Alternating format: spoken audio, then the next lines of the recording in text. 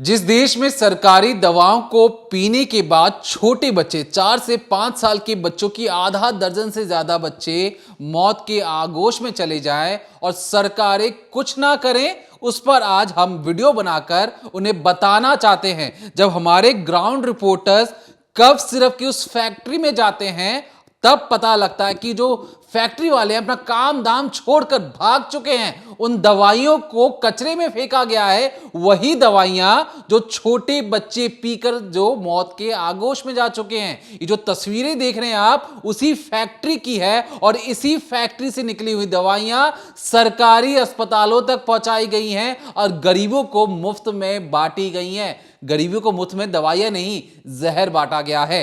होता क्या है इसके बाद? जब एक के बाद एक कई सवाल खड़े होते हैं, हम अपने रिपोर्टर्स को भेजते हैं। जब हमारे रिपोर्टर उसी फैक्ट्री के मालिक या कहें केसन फार्मेसी, मैं नाम लेकर बता रहा हूं, उस दवाई कंपनी का जिसकी दवाई पीने के बाद छोटे बच्चों की मौत हुई है, जब उनके ठेकेदारों से बातचीत की जाती है और पूछा जाता है सवाल कि आपको सरकारी टेंडर कैसे मिल गया, तो सुनिए वो क्या जवाब में चीजें बता रहे हैं।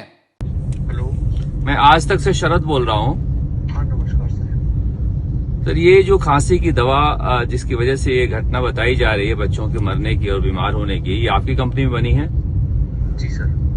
आपको पहले भी डिबार किया गया है 2025 में फरवरी में? सर वो दूसरी चीज थी और उसको हमने चैलेंज किया था और वो उसमें पास हो गया था बात। मतलब क्या है कि ये दो चीजों को जो लिंक कर रहे हैं ना। नहीं, आपको ये खांसी की दवा के टेंडर में डिबार किया गया था। हाँ, तो उसके बाद कैसे आप इसमें शामिल हो पाए? सर ये दोनों अलग अलग दवाएं हैं। ये एक खांसी की दवा में आप डिबार कर लिए गए थे, दूसरी खांसी की दवा आपने सप्लाई जारी रखी। तो ये तो गलत बात है। जब एक दवा आपकी अमानत घोषित हो चुकी है तो फिर दूसरे में कैसे आप उसको दूसरा सप्लाई कर सकते हैं? सर इसमें प्रोडक्ट में डिबार किया जाता है कंपनी। कंपनी को डिबार नहीं किया जाता। और प्रोडक्ट भी सर ऐसा तो नहीं है कि हम पहली बार ही बना रहे हैं। सर 10-12 साल से हम सप्लाई कर रहे हैं, हम क्वालिटी प्रोडक्ट्स कर रहे हैं। ये जो मामला है अभी हम इस बारे में कुछ कह नहीं पा रहे हैं, बाकी ओवरडोज का ही लग रहा है सर हमें भी, क्योंकि जो दवाई है डेक्स्ट्रोमेथोर्फिन, इसका असर जो होता है वो सीएनएस डिप्रेसेंट ही है। ये दिमाग को सुन करके और खांसी को बंद करने का कार्य करता है। और जो दवा डिबार कर गई थी वो भी खांसी की थी? हाँ वो खांसी की थी, वो अलग कॉम्बिनेशन था। अभी आपको टेंडर में ही प्रक्रिया में शामिल होने से रोका गया था कंपनी को? टेंडर प्रक्रिया में उस खांसी की दवा में हमें शामिल नहीं किया गया। जिसमें डिबार किया था उसमें हमें शामिल नहीं किया। और ये जो आपने दवा बनाई है उसके बाद आपको इसमें शामिल करने में किसी रोका नहीं? नहीं, ये वाली जो दवाई है जिसकी अभी बात हो रही है डेक्स्ट्रोमेथोर्फिन हाइड्रोक्लोराइड सिरप, ये हम 10 साल से बना रहे हैं और इसमें कभी कोई शिकायत नहीं आई है। ये जो शिकायत आई है ये पहली बार ही आई है और वो इस वजह से आई है क्योंकि ओवरडोसेज की वजह से। और ये पहले दिल्ली में भी ये एडवाइजरी जारी करी गई थी। पहले वाली दवा में क्या शिकायत आई थी आपकी? उसमें मेंथॉल जो था, मेंथॉल कम पाया गया था, जिसको हमने चैलेंज किया था कोर्ट में। और फिर सेंट्रल ड्रग लेबोरेटरी में उसको भेजा गया था और वहां से वो मेंथॉल ज्यादा आया था, उसमें मतलब कम नहीं आया था। तो सुना आपने। अब रिपोर्टर के साथ बातचीत कर रहे हैं केसन फार्मेसी के अधिकारी, जो यहाँ पर साफ तौर पे ये बता रहे हैं कि उन्हें टेंडर भी मिल गया और यहाँ तक कि ये मान भी रहे हैं कि उनकी जो एक दवाई है, एक प्रोडक्ट है, उस पर बैन लगाया गया था क्योंकि वो स्टैंडर्ड्स पर खरी नहीं उतरी थी। लेकिन जब रिपोर्टर ने सवाल पूछा कि आपकी एक दवाई, एक प्रोडक्ट जब मार्केट में आया उससे काफ़ी ज़्यादा किरकिरी हुई, उस पर आरोप लगे और जब टेस्ट किया गया तो वो टेस्ट में फेल रही, इसके बावजूद आपको आगे परमिशन कैसे मिल गई कि आप खांसी की सिरप बनाएं? इस पर वो जवाब किस तरह से देते हैं आप ये समझिए। वो साफ तौर पे बोल रहे हैं कि वो जो प्रोडक्ट था वो अलग था, अभी जो प्रोडक्ट मार्केट में आया है जिस पर अब आरोप लग रहे हैं या जिससे बच्चों की मौतें हुई वो अलग हो गए हैं। तो साफ तौर पर वो ये जान रहे हैं कि उनसे गलती हुई है, लेकिन फ़ोन पर किस तरह से अपनी ही गलतियों पर पर्दा डाला जा रहा है। दरअसल राजस्थान से लगातार कई सारे मामले आए और अब तक ये सामने आए कि 7 से 8 बच्चों की मौत हो चुकी है। तो केसन फार्मेसी जो एक दवाई बनाती है जो बच्चों को पिलाई जा रही है, नाम है डेक्स्ट्रोमेथॉर्फिन हाइड्रोब्रोमाइड। ये जो दवाई है इस पर तमाम तरीके के एलिगेशंस लग रहे हैं क्योंकि इसी सिरप को पीने के बाद 7 से 8 बच्चों की मौत हो चुकी है। अगर मैं आपको कुछ केस स्टडीज़ बताऊं तो दरअसल एक यशवी नाम की जो बच्ची है वो अचानक बीमार पड़ती है, उसको सर्दी जुकाम होता है, वायरल होता है और इसके बाद जो उसके परिवार वाले हैं वो उसे डिस्पेंसरी में लेकर जाते हैं। डिस्पेंसरी में क्यों लेकर जाते हैं तो आप स्क्रीन पर देखिए, आपको मुफ्त का बोर्ड दिखाई दे रहा है। मुख्यमंत्री जी की तरफ से एक कैंपेन चलाया गया है जहाँ पर मुफ्त में दवाइयाँ बांटी जा रही हैं। जो लोग बीमार है वो यहाँ आते हैं और फ्री की सेवा का फ़ायदा उठाते हैं। तो इसी सिलसिले में जो परिवार वाले हैं वो भी वहाँ पर पहुँचते हैं। अब दूसरी तरफ जो लोग बैठे हैं जिनमें से कुछ JNM है, ANM है, कुछ लोग ऐसे भी हैं जो पर्ची काट रहे हैं जिन्होंने BCom किया हुआ है, वो वहाँ पर दवाइयाँ दे रहे हैं और जो भी उनके हाथ में आती है, जो भी कफ सिरप वहाँ पर मौजूद है, जिसका भी टेंडर पास हुआ, जो भी फार्मेसी प्रोडक्ट खरीदे गए थे वहाँ पर रखें और उससे रिलेटेड वो दवाइयाँ देते जाते हैं। अब होता यह है कि यशवी के परिवार वाले भी दवाई लेते हैं और अपनी बेटी को पिला देते हैं। दवाई पीने के बाद अचानक जो यशवी है उसकी तबीयत बिगड़ने लगती है, वो थोड़ी अचेत हो जाती है और फ़ौरन जब परिवार वाले देखते हैं कि जो उनकी बच्ची है उसकी हालत ठीक नहीं है, वो अस्पताल लेकर जाते हैं और अस्पताल में जब पूरा मामला देखा जाता है, समझा जाता है तो पता लगता है कि जब तक यशवी को ठीक किया जाता उसकी मौत हो जाती है, वो दम तोड़ देती है। और ये सिर्फ एक केस नहीं है, ऐसे तमाम केस हैं जिसमें बच्चों को ये सिरप पिलाया गया जो केसन फार्मेसी का है और इसके बाद लगातार उनकी तबीयत बिगड़ी और कुछ की तो मौत हो गई, जिसके बाद कई तरह से सवाल उठाए गए कि सरकार कर क्या रही है। जब पहली मौत हुई थी राजस्थान में उसके बाद सरकार ने क्या कोई अटेम्प्ट किया, क्या कुछ चीज़ें की गई, लेकिन अब तक जब एक मौत हो गई, दूसरी हो गई, तीसरी हो गई, 7 मौतों के बाद अचानक से सरकार जागती है, वहाँ का जो स्वास्थ्य विभाग है वो जागता है और इस कंपनी पर ये जो दवाई है इस पर बैन लगाया जाता है, इसकी जो बिक्री है उस पर रोक लगाया जाता है और कहा जाता है कि जितने भी प्रोडक्ट अब आ गए हैं, जो भी कंपनियों ने खरीद लिए हैं, अस्पताल में आ गए हैं, उनको अब बच्चों को ना दिया जाए।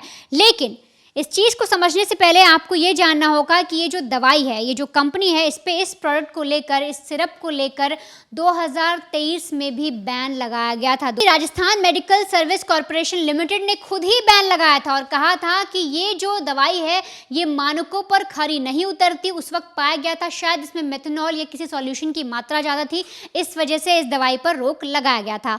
अब आपको मैं एक जगह दिखाती हूँ, वो जगह जहाँ पर इस दवाई को बनाया जाता है।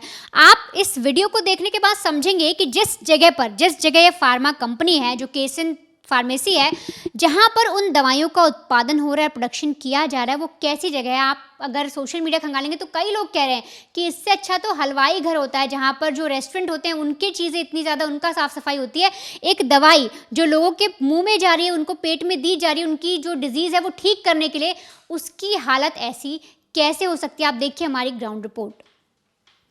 वाली केसॉन कंपनी तो बंद पड़ी है, मगर उसके पीछे के स्टोर में आसपास हम जाकर देखें तो इस तरह से जो दवाइयां वहां पर पाई गई है जिसकी वजह से बच्चे बीमार पड़े हैं या फिर सीकर के बच्चे की मौत हुई है, वो इस तरह से यहाँ पर उसके खोखे रखे हुए हैं। प्लास्टिक की जो बोटल्स हैं छोटे छोटे वो पड़े हुए हैं और ये सारे एलर्जी की दवाइयां हैं, लिवोसिट्राजिन, सिट्राजिन, ये इस तरह से यहाँ पर ये इसकी मैन्युफैक्चरिंग होती है। और ये सारे इसेंस जो बनाए जाते हैं रास्पबेरी के, ब्लूबेरी के, वो इसेंस के बॉटल्स है, कंटेनर हैं। तो देखा आपने, ये तस्वीर देखिए, यहाँ पर जो दवाइयाँ हैं जो बच्चों को पिलाई जा रही है उनकी बीमारी ठीक करने के लिए, वो किस तरह से उसकी जो शीशियाँ हैं वो कचरे के तरीके से पड़ी हुई हैं। और इस फार्मेसी का हाल देखिए, यहाँ पर एक भी शख्स मौजूद नहीं है और जो भी एक आदमी वहाँ पर मौजूद है वो उसकी देखरेख ठीक से कर ही नहीं रहा। अगर मैं आपको बताऊं तो इस कंपनी के 40 सैंपल फेल हो चुके हैं। मतलब ये जो प्रोडक्ट बनाती है फिर उसका बैच नंबर जो भी होता है वो मार्केट में उतारा जाता है, उसकी लैब में टेस्ट कराया जाता है और उस टेस्ट में ये 40 बार फेल हो चुकी है। 2023 में इसे ब्लैकलिस्ट में भी डाला गया था, लेकिन 2025 में फिर से जो इसका स्टॉक था उसे फिर से चला दिया गया। अब अगर मैं कुछ जगह की बात करूँ, राजस्थान के कुछ इलाकों की बात अगर आपको करके बताऊँ तो दरअसल ये जो अपने टेस्ट में फेल हुई 2020 की बात है, जो भीलवाड़ा है, भरतपुर है, अजमेर है, उदयपुर है, जयपुर है, बांसवाड़ा है, जोधपुर है, ये सारे वो इलाके हैं जहाँ पर ये कभी 2 बार फेल हुई, कहीं पर 4 बार फेल हुई, कहीं पर 17 बार फेल हुई। अगर बात करूँ जयपुर की, बांसवाड़ा की, तो वहाँ पर 2-2 बार फेल हुई। तो इस तरह से जो कंपनी है, इसके जो सैंपल्स बनाए गए वो 40 से 45 बार फेल हो चुके हैं। और सोचिए, वही कंपनी अब मार्केट में उतर रही है, वही कंपनी अस्पतालों को अपनी दवाई दे रही है, और वही दवाइयाँ जो हैं वो बच्चों को पिलाई जा रही हैं धड़ल्ले से, हर अस्पताल में यूज़ हो रही हैं, फ्री में बांटी जा रही है, और उनसे बच्चों की मौत हो रही है। तो फ्री में एक तरह से बच्चों को दवाइयाँ नहीं बल्कि उनको मौत परोसी जा रही है। अब यहाँ पर आपको एक तस्वीर, एक वीडियो और दिखाती हूँ। इस वीडियो को ज़रा गौर से देखिए। ये वही फार्मा कंपनी है, लेकिन इस वक्त यहाँ पर कोई मौजूद नहीं है, क्योंकि जैसे ही बच्चों की मौत की खबर सामने आई, सब के सब रफू चक्कर हो गए, यहाँ पर ताला लगाकर भाग गए। एक बार आप देखिए वहाँ की ग्राउंड रिपोर्ट, किस तरह से हमारे रिपोर्टर ने मैनेज करने की कोशिश की, अंदर जाने की कोशिश की, ये पता करने की कोशिश की कि वहाँ पर गार्ड मौजूद है कि नहीं है, अभी काम चल रहा है कि नहीं, लेकिन वहाँ पर किस तरह से ताला लगा हुआ है। यहाँ तक कि जो गार्ड रूम है उसकी खिड़की तक बंद कर दी गई है, बाहर से भी लॉक लगा हुआ है, और तो और कोई भी वहाँ पर नजर नहीं आ रहा। बीमार पड़ रहे हैं। सीकर में एक बच्चे की मौत हुई है। वो कफ सिरप जयपुर की इसी कंपनी केसॉन फार्मा में बनाई जाती है। सरना डूंगर का इलाका है, इंडस्ट्रियल बेल्ट है। यहाँ पर हम आए हैं देखने के लिए कोई है या नहीं है, मगर ताला बंद पड़ा हुआ है। 3 दिनों से जब से ये मामला सामने आया है तब से ताला बंद है। पीछे के साइड में एक गार्ड मिला है, अभी जो परसों ही रखा गया है, और इसके अलावा जो पूजा के फूल आए थे यहाँ पर, वो भी गार्ड के रूम के बाहर है। जो गार्ड यहाँ रहता था उसे भी कंपनी ने हटा दिया है। ये बड़ी कंपनी है, यहाँ से देख सकते हैं आप, और गवर्नमेंट सप्लाई यहाँ से जा रहा था। 2022 में भी इस कंपनी की दवाइयों पर बैन लगा था, 2023 में भी लगा था, और उसके बाद 2025 फरवरी में इसे बैन किया गया था। मगर इसके बावजूद यहाँ पर गवर्नमेंट सप्लाई इस कंपनी की दवाइयों का जारी रहा। अब मालिक का कहना है कि हम इंतजार कर रहे हैं लैब टेस्ट में, उसके बाद बातचीत करेंगे कि इस राजस्थान में जहर कैसे बांटा जाता है और कैसे बंदर बाट किया जाता है पैसों को लेकर। ये जो चीजें मैं आपको आगे बताने वाला हूं, चुभ सकती हैं सरकारों को, चुभ सकती हैं राजस्थान के स्वास्थ्य विभाग को, चुभ सकती हैं। और उस डिपार्टमेंट की बात करेंगे जिसने बैठे बैठे करोड़ों की चपत लगा दी और किसी को कानो कान खबर नहीं हुई। बिल्कुल ध्यान से सुनिए। देखिए होता क्या है, काफी समय से राजस्थान में मुफ्त दवा योजना जो आजकल चलन में चल चुका है कि हर एक स्टेट फ्री में गरीबों को दवा बांटेगी, तो ये फ्री में बांटने के लिए लगभग जो राजस्थान की सरकार है 1100 से 1200 करोड़, छोटी रकम नहीं है, 1000 करोड़ से ऊपर की रकम सिर्फ दवाइयों को खरीदने के लिए इस्तेमाल करती है, और यही दवाइयां गरीबों तक बांटी जाती हैं। अब होता क्या है, 1 जनवरी 2019 को इसके तहत जो दी जाने वाली दवाइयां थी, वो 915 सैंपल इसमें से फेल हो चुके थे। मतलब सरकार ने कहा कि देखिए हम गरीबी को दवा बांटेंगे, दवाइयां खरीदी गई, और जो दवाइयां खरीदी गई उसमें से 915 सैंपल फेल हो गए। मतलब वो जानलेवा थे, अगर कोई भी उसे लेता तो मर सकता था, और ये दवा गरीबों तक पहुंच गई। अब इस देश में गरीबों की जान की कोई कीमत नहीं होती, इंसानों की जान की कीमत नहीं है। अब ऐसा क्यों? इसके बाद होता क्या है कि मुख्यमंत्री निःशुल्क दवा योजना के नाम से एक स्कीम चलाई जाती है। इस स्कीम में भी 100 से ज्यादा सैंपल फेल हो जाते हैं। 2024 में 101 सैंपल फेल होते हैं, 2025 में 81 सैंपल फेल होते हैं, और 2025 पूरा नहीं हुआ है, अभी भी 2-3 महीने बचे हुए हैं। और सोचिए आने से पहले ही 81 सैंपल जो मुख्यमंत्री निःशुल्क दवा योजना है उसमें ये सारी दवाएं एक के बाद एक फेल हो रही हैं। क्यों ये जो सारी चीजें होती है, किस तरीके से ये टेंडर की स्कीम काम करती है, ये भी आपको समझने की जरूरत है। क्योंकि यहां पर मोटा मुनाफा या कहें मोटा पैसा सरकार के द्वारा मिलता है, और सरकार ये सारी चीजें किस डिपार्टमेंट को देती है उसके बारे में ध्यान से सुनिए। मैंने आपको पूरी चीजें समझा दी कि कितने करोड़ का मिलता था दवाइयां, क्योंकि गरीबों को दी जा रही हैं। अमीर लोगों के लिए तो दवाइयां बिल्कुल परख के आती हैं कि कहीं किसी अमीर को कुछ हो गया तो लेने के देने पड़ जाएंगे। दूर दराज गांव में किसी ने दवाई ले ली, मर गया, किसको क्या पता लगेगा। लेकिन पता पहले के जमाने में नहीं लगता होगा, आज के जमाने में हर एक चीज पता लग रही है। जिस डिपार्टमेंट को ये जिम्मा दिया गया कि आप दवाइयां खरीदेंगे, उसे डिस्ट्रीब्यूट करेंगे, वो डिपार्टमेंट है Rajasthan medical service corporation limited, RMSCL English में नाम है, हिंदी मैंने आपको बता दिया। ये घोटाले करता है। 6 महीने पहले की रिपोर्ट है, जब हम इस चीजों को खंगाल रहे थे कि जब बच्चों की मौत हो रही है, वो डिपार्टमेंट कौन सा है जिस डिपार्टमेंट के पास ये अधिकार था इस दवाइयों को पहुंचाने का। मैं आपको बताऊंगा किस तरीके से सरकारी टेंडर में दवाएं खरीदी जाती हैं। हो सकता है इस वीडियो को हटाने की भी मांग की जाए, क्योंकि फार्मेसी वाली जो चीजें रहती हैं, दवा कंपनी कभी भी नहीं चाहेंगी कि उनकी दवा की बदनामी हो। होता क्या है, देखिए, जो आरोप लगा इस डिपार्टमेंट में, उनको लगा कि देखिए उपकरणों के मेंटेनेंस के लिए जो असली खर्च था वो था 168 करोड़ रुपए। ये हर साल सालाना जब सरकार बजट बनाती है तो कहती है कि ठीक है, लगभग 170 करोड़ जो भी अस्पतालों में जो सामान है उसे रखरखाव के लिए आप इतने रुपए खर्च कीजिए। अब क्या होता है कि जब अधिकारी, जो ऑफिसर, जो बाबू लोग होते हैं, वो कंपनियों के, जो प्राइवेट कंपनियां उनके पास जाते हैं, उनसे डील कर ये जो रकम है सीधा दुगनी हो जाती है।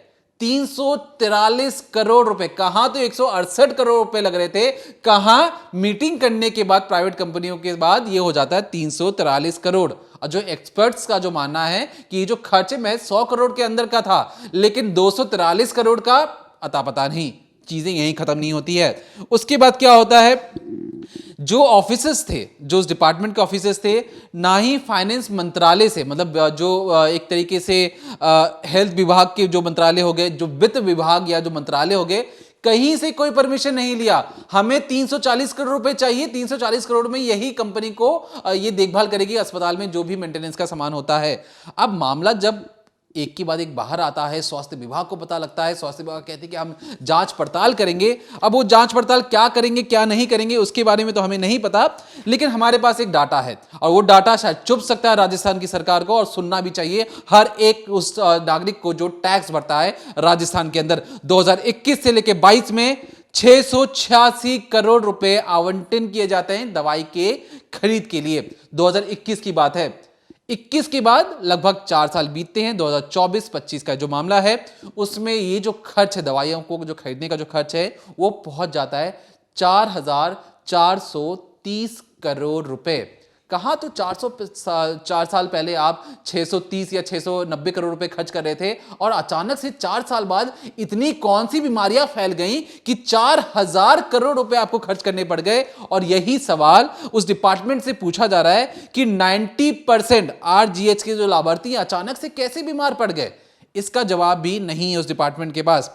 अब यहां पर प्रॉब्लम क्या होती है, जो दवाएं जो खरीदने की जो चीजें होती हैं उसमें कई सारी लूपहोल्स पता लगी। जो दवाएं अच्छी नहीं थी उसी भी डिपार्टमेंट ने खरीद लिया, उसका भी वितरण कर दिया गया। ये जो सारी चीजें हुई लूपहोल्स, इसी में पैसे बहुत ज्यादा खर्चे हुए हैं। अब जिस डिपार्टमेंट पर जब पता लगा कि 2 साल में इन्होंने दवाइयों पे खर्च किया 200 करोड़ रुपए से भी ज्यादा का बजट दिखाया। अब यहां पे ये जो सारी चीजें मैं आपको बता रहा हूं, ये इसलिए बता रहा हूं कि ये जो डिपार्टमेंट है, ये डिपार्टमेंट काम कैसे करता है। ये जो RMSCL है, ये बतौर, देखिए मान लीजिए राजस्थान में जितने भी सरकारी अस्पताल हैं, वो एक कहते हैं कि देखिए हमारे यहाँ इतने मरीज आ सकते हैं इस साल, हमें इस दवाई की ज़रूरत है। तो ये जो डिपार्टमेंट है इसकी स्थापना 2011 में हुई थी, और ये क्या करता है कि जितने भी कंपनियां होती हैं हाल फिलहाल में ये ई ऑक्शन करती हैं। ई ऑक्शन मतलब एक तरीके से इंटरनेट पे ही आप जाकर उन पर टेंडर पे अप्लाई कर सकते हैं। उसमें कहा यह जाता है कि जो सबसे कम दाम में, याद रखिए, जो सबसे कम दाम में अच्छे प्रोडक्ट को लेकर आएगा, डिपार्टमेंट उसी को चुनेगा और उसे ही टेंडर दिया जाएगा सरकारी अस्पतालों में दवाई वितरण का या दवाई देने का। अब इसमें कई सारी कंपनियां लगाती हैं, इसमें ओपन चीजें होती हैं, आप जाके देख सकते हैं। उसके बाद वो जो दवाइयां आती हैं उसे कई सारे जो सरकारी जो लैब टेस्ट होते हैं वहां पर भेजा जाता है। उन लैब टेस्ट में अगर दवाइयों में कोई भी खामियां होती हैं तो उसे रद्द कर फिर से नया टेंडर निकाला जाता है। अब ये सारी चीजें जब तक सरकार के दायरे में होती हैं तो ठीक ठाक चलती हैं।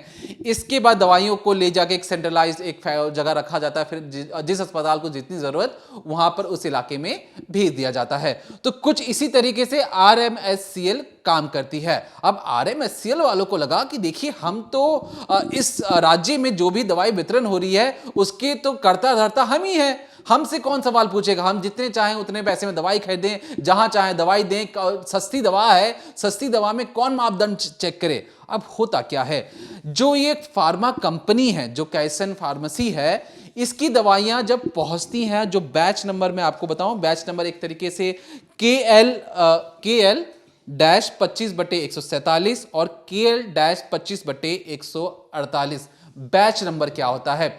देखिए, एक बैच नंबर का मतलब होता है कि एक साथ मान लीजिए 10 लाख दवाइयां या 10 लाख शीशी, जो कफ सिरप की शीशी है वो एक साथ बनाई गई हैं, उनमें एक जैसा ही मटेरियल यूज किया गया है और एक ही दिन बनाई गई हैं, तो उसे बैच नंबर कहा जाता है। जो राजस्थान की सरकार, जब हम इस वीडियो को रिकॉर्ड कर रहे हैं, इस दवा को प्रतिबंध कर दिया गया है। जो दवाई है जो बैच नंबर के साथ KL-25/147 और KL-25/148। 25 से आप समझिए 2025 का साल है, मतलब इसी साल दवाई बनी है।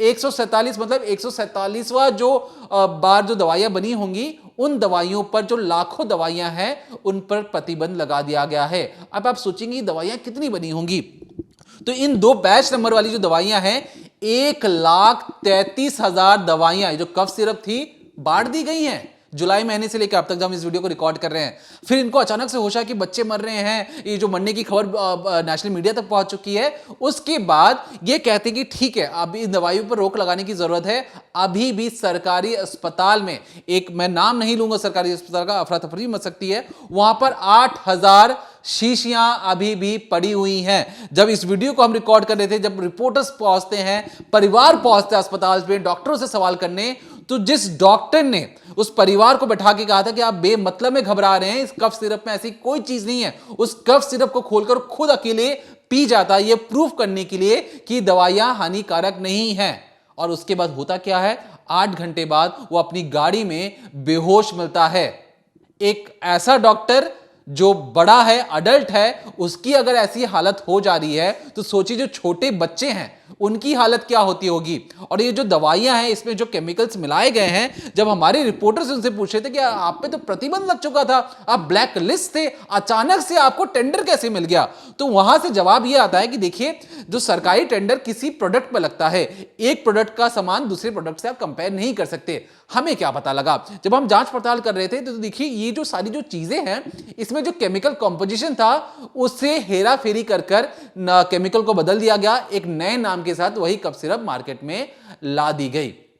अब होता क्या है कि जो RMSCL है, ये अपनी सरकारी जो टेस्ट लैब है, वहां पर जाकर इन दवाइयों को टेस्ट करती है, वो फेल हो जाते हैं। इसके बाद ये जो प्राइवेट कंपनियां ये कहती है कि देखिए, हमें जो टेंडर मिला था, हमारी इसमें सरकारी कंपनियों ने या सरकारी लैब ने इसे फेल कर दिया है। वो प्राइवेट लैब टेस्ट में जाकर अपनी दवाइयों को टेस्ट करवाते हैं, वहां से जो भी जिस भी तरीके से पैसे देकर, जो हम आरोप नहीं लगा रहे हैं, लेकिन किसी भी तरीके से कि एक लैब टेस्ट में एक दवाई फेल हो जाती है, दूसरी लैब टेस्ट में पास हो जाती है, तो प्राइवेट लैब टेस्ट में जाके जो कंपनियां हैं, ये अपनी दवाइयों को पास कर दोबारा सरकार के पास जाती है कि देखिए, हमारी रिपोर्ट तो कह रही है कि हमारी दवाई तो बिल्कुल बढ़िया है, और इस चक्कर में आपकी जो सरकारी लैब है तो हमें फेल कर रही है। तो सरकार भी क्या कर रही है, डिपार्टमेंट भी क्या करे, डिपार्टमेंट साइन कर देता है कि ठीक है, इन दवाइयों का वितरण सरकारी अस्पतालों में कर दिया जाए। अब क्योंकि जो प्राइवेट अस्पताल होंगे वो कितनी दवाइयां खरीदेंगे, 100, 200 शीशी, 300 शीशी। अब जो सरकारी अस्पताल, आप समझ रहे, 1,33,000 जो शीशियां हैं, वो सरकारी अस्पतालों में वितरण हो रहा है। बड़े अमाउंट में या बड़े कार्गो के जरिए उन तक चीजें पहुंचती, तो हर कोई चाहता है कि उन्हें सरकारी ठेका जरूर मिले, क्योंकि सरकार कम टेस्ट के जरिए इन दवाइयों को सरकारी अस्पताल तक पहुंचा रही हैं। तो क्यों ना एक ऐसा सिस्टम बनाया जाए जहां पर जो दवाइयां आ रही हैं, उनकी जो टेस्टिंग है एक अच्छे मापदंड के साथ हो। ऐसा ना हो कि सरकारी लैब टेस्ट ने मना कर दिया, प्राइवेट लैब टेस्ट वाले ने कहा कि ठीक है, दवाइयां तो अच्छी हैं, हम उसको जाके सरकारी अस्पताल में भेज देते हैं। और होता क्या है इसके बाद, जो छोटे बच्चे, जो 4 से 5 साल की, ये जो दवाइयां है काम कैसे करती है, मैं बिल्कुल आसान शब्दों में बता देता हूं आपको। इस दवाई को पीने के बाद क्या होता है, जब भी आपको सूखी खांसी आती है, तो आपका दिमाग कहता है कि खांसो, तो ये जो दवाई अंदर जाने के बाद उस नसों को एक तरीके से नियंत्रित कर देती है, सुन्न कर देती है, इसलिए आपको खांसने का मन नहीं होता है। बच्चे जब इसको पीते हैं तो उनको इसके पीने के बाद नींद आने लगती है और अक्सर सो जाते हैं। अब यहां पर होता क्या है कि बच्चे अब इसको पी तो जरूर रहे थे, खांसियां काबू हो रही थी कि नहीं हो रही थी, लेकिन सुबह उठ नहीं पा रहे थे, आंखें नहीं खुल रही थी और मौत हो जाती है। तो उस शीशी में जहर है। और क्यों ना इस कंपनी को जब हमने जांच पड़ताल की, जब चीजें दिखाई, आपको फैक्ट्री की चीजें दिखाई, उनके अधिकारियों से बात करके देख लिया, और इतने ढीठ हैं कि वो एक तरीके से साफ तरीके से जवाब ही नहीं दे रहे। और सबसे बड़ा सवाल कि वही कंपनी का एक प्रोडक्ट एक बार नहीं कई दफा उसे बैन किया जा चुका है। राजस्थान के अंदर 40 बार तो फेल हो चुकी है, दिल्ली में भी उसे बैन कर दिया गया। उसी कंपनी की एक और दवा को अचानक से सरकारी वितरण में इस्तेमाल कर लिया जाता है। और कैसे एक ब्लैक लिस्टेड कंपनी जो कई बार फेल हो चुकी है, उस कंपनी को बार बार अलॉटमेंट कर दी जाती है, क्योंकि अकॉर्डिंग टू सरकारी डिपार्टमेंट की जो भी हमें सस्ते में मुहैया करवाएगा हम उसे तो दे देंगे टेंडर। अरे आपको जहर ला के दे दूं सस्ते में, आप जाके दे देंगे किसी को भी? ये चीजें नहीं होती हैं। ब्लैक लिस्टेड कंपनी को आप जाकर टेंडर दे रहे हैं, वो भी ये कह रहे हैं कि आप हर एक जिले में जाकर दवाइयां मुहैया करवाइए। उन दवाइयों में अमीरों का हक नहीं है, अमीरों की अलग दवाई बन रही होगी, लेकिन क्योंकि गरीबों को दवाई मिल रही है, मुफ्त योजना के तहत दवाई मिल रही है, तो कौन चेक करने जाएगा? और यही लापरवाही आज ले डूबी है एक साथ 9 जिंदगियां, कम से कम 7 से 8 जिंदगियां हमारे रिपोर्टर से बताए। और कई लोग जो वहां पे रिपोर्ट्स नहीं हुई हैं, वहां से भी खबरें आ रही हैं कि कई लोगों की मौत हो रही है। तो ऐसे में सवाल उठाना पड़ेगा, और सवाल चुभ सकता है उन डिपार्टमेंट को, उन अधिकारियों को, लेकिन चुभना चाहिए क्योंकि जान का सवाल है। और क्यों ना उन अधिकारियों पर हत्या का मुकदमा दर्ज हो, क्यों ना उस कंपनी के अधिकारियों पर, उन लोगों पर हत्या का मुकदमा दर्ज हो, लेकिन अब तक कोई ऐसी कार्रवाई हुई नहीं है, बैन कर दिया गया है। बैन करने से क्या होगा? आपको उस पर एक्शन लेना पड़ेगा, ताकि दूसरी कंपनियां कभी भी ऐसी ओछी हरकत करने से पहले 100 बार सोचें। लेकिन ऐसा कुछ भी नहीं हो रहा। बैन कर दो दवाइयों को, अगली बार से नहीं मिलेगा, कोई नया कस्टमर आएगा, कोई नई कंपनी आएगी, वो नई तरीके से दवाई बेचेगी। और इसी तरीके से और इसी वजह से जो हम कहते हैं कि जो गरीब की जान की कोई कीमत नहीं रही इस देश में, अगर होती तो इसमें बड़े से बड़ा एक्शन तुरंत लिया जाता। फिलहाल के लिए देखते रहिए decoding crime, Monday to Friday शाम 7:30 बजे ओनली ऑन क्राइम तक।